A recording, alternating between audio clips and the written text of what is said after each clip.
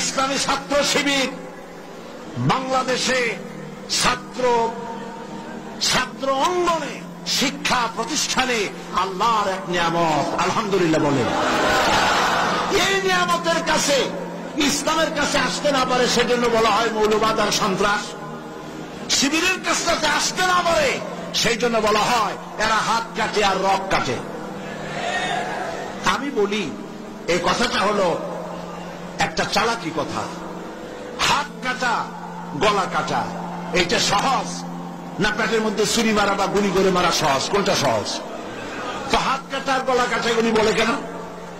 হাত কাটতে কাটা কত বড় মুসিবত, তারা 7-5 জনের ঠাইসে ধরা লাগবে।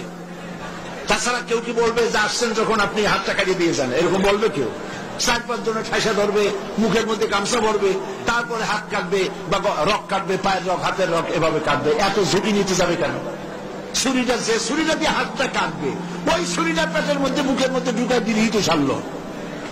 এটা বলে কেন? এই সহজ কাজটা করে না, রক কাটে গলা কাটে কেন বলে? এই কথাটা বলে পেরিস সৃষ্টি করতে চায়।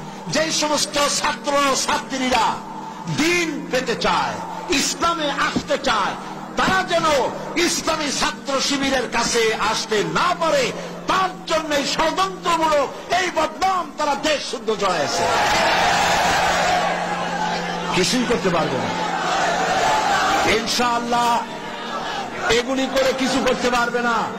119 জন শিবিরের নেতা কর্মী শাহাদাতের নজরানা আল্লাহর দরবারে পেশ করেছে। আমি আপনাদেরকে বলবো, পরের মুখে ঝাল না খাইয়া নিজের একটু টেস্ট করেন।